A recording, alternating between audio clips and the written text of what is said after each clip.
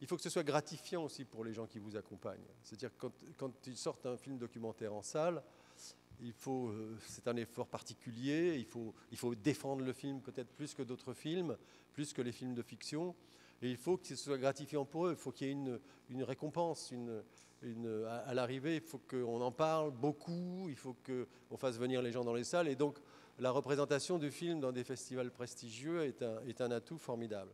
Quand j'ai fait ce troisième film, où j'ai décidé de faire avec mon fils ce troisième film, L'humour à mort, après les attentats du 7 janvier 2015, pareil, j'ai décidé de faire ce film sans financement au début.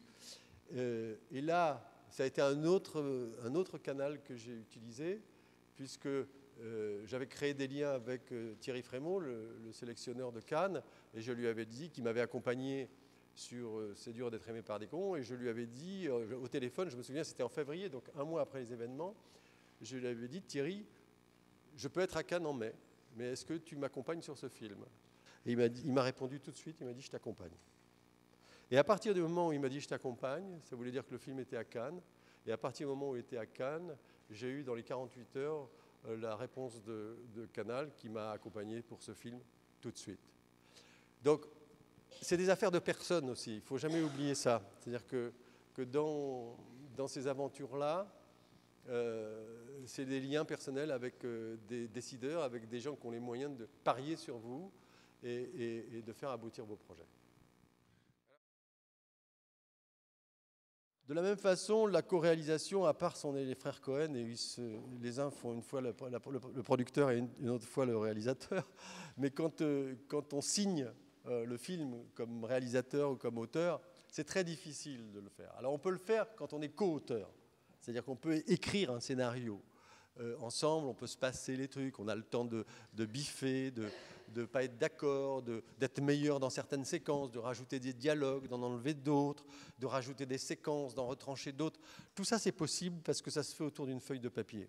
Quand vous êtes sur le set, quand vous êtes sur le lieu de tournage et que vous avez à gérer une équipe comme réalisateur, vous êtes un chef de guerre sur un plateau. C'est une chose très compliquée. C'est-à-dire qu'il faut décider de où je mets la caméra. Et c'est une activité qui est à la fois collective, mais c'est aussi une activité assez solitaire. C'est-à-dire que vous ne pouvez pas commencer en co-réalisation, si vous voulez, à discuter avec votre co-réalisateur pour vous dire, bon, mais comment ça va quand... ça va quand on étudie ou quand on apprend. Mais quand on est sur un set de tournage, les techniciens, ils attendent de vous des ordres précis. Voilà. Donc, c'est pas un chemin semé de fleurs d'être co-réalisateur. Et moi, j'ai toujours été sensible. J'avais de très, très grands caméramans. Il y avait de très, très grands caméramans, si vous voulez, dans les années, à la fin des années 80, au début des années 90, des gens qui étaient carrément des chefs opérateurs de cinéma, d'ailleurs, qui tournaient avec Schoendorfer ou qui ont tourné avec les plus grands, et qui, en même temps, tournaient avec des reporters. Moi, j'ai tourné avec des très grands chefs opérateurs, des gens qui étaient capables, justement, si vous voulez, à la fois d'avoir une sorte de maîtrise de la lumière et en même temps du mouvement et du cadre exceptionnel, c'est-à-dire d'être capable d'aller très très vite pour pouvoir avoir le bon cadre, dans la bonne lumière. Je me souviens d'un film que j'ai fait par exemple sur la deuxième vie de Klaus Barbie en Amérique latine, où j'étais sur les traces de Barbie et on était dans des atmosphères un peu de prison, etc. Et où il y avait juste... c'était un peu sensible parce qu'on n'était pas normalement... Voilà, on ne devait pas être là. Bon.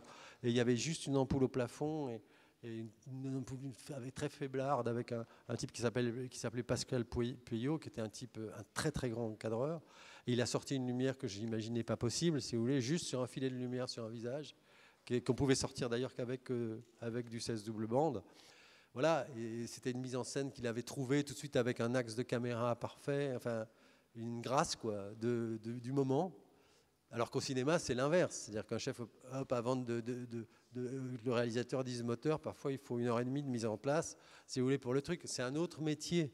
Mais on n'est pas, si vous voulez, c'est un autre métier, c'est pas le même. On peut pas avoir tout.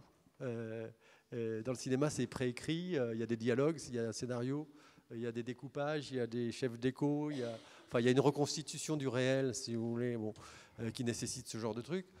Dans le documentaire tel que je l'ai pratiqué, si vous voulez, il fallait au contraire compenser par une sorte de capacité que le caméraman avait à tourner autour, pour choisir le bon axe, se déplacer quand il fallait, sans que j'ai à lui dire, parce que moi j'étais occupé à capter l'attention de l'interlocuteur ou bien à essayer de mettre en scène le reste.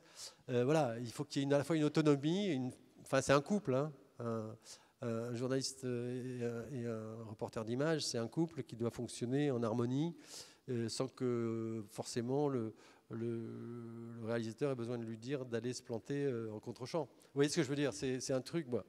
J'ai pas de religion là-dessus. Ce qui compte, c'est qu'à l'arrivée, si vous voulez, le cadre soit, voilà, le cadre soit signifiant.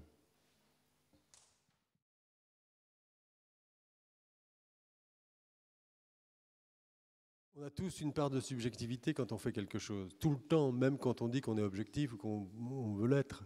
Ce que je crois, c'est qu'en revanche, il faut assumer ça, qu'on a un point de vue plutôt que de la subjectivité. On a un point de vue sur quelque chose. Et en revanche, par rapport à ce point de vue, d'abord, il ne faut pas le cacher. Il faut que les gens sachent d'où vous parlez. Et c'est très important. Mais en revanche, il faut que ce soit un point de vue honnête intellectuellement. Pour moi, ce mot-là est très important. C'est-à-dire qu'il ne faut pas tricher avec ça. C'est-à-dire qu'on a le droit d'exprimer et de faire... Enfin, on a le droit d'assumer ce qu'on pense, parce que finalement, tout le monde pense. Tout le monde a un point de vue. Quand on fait ces métiers-là, vous n'allez pas me dire que vous n'avez pas un point de vue sur le monde, un regard sur le monde. Donc, il faut qu'on sache que vous l'ayez. Mais qu'en revanche, sur ce point de vue-là, vous ne fassiez aucun compromis avec vos propres convictions. J'ai dit, je crois, mon premier mot... Tout à l'heure, j'ai dit qu'il fallait être capable de plaider contre soi-même. C'est une réalité décisive dans ce métier. C'est qu'on a le droit d'avoir des points de vue, mais il faut être constamment dans la position où on remet en cause ce qu'on pense et qu'on cherche, si vous voulez, tout ce qui déséquilibre vos certitudes, tout le temps. Et c'est ça la création. Finalement, la création, c'est ça. C'est pas d'asséner une vérité préétablie. La création, c'est de tâtonner dans une voie vers la vérité, dans les métiers qu'on fait, si vous voulez, et de faire des ajustements permanents.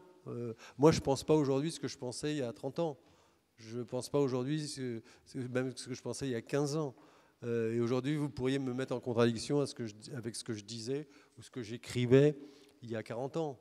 Voilà. Mais la question, c'est comment on bouge par rapport à ça. Je pense que avant d'avoir l'honnêteté vis-à-vis des autres, c'est l'honnêteté vis-à-vis de soi-même qu'il faut avoir, à mon sens. Parce qu'après, on peut faire le reste plus facilement. Et l'objectivité, j'y crois pas.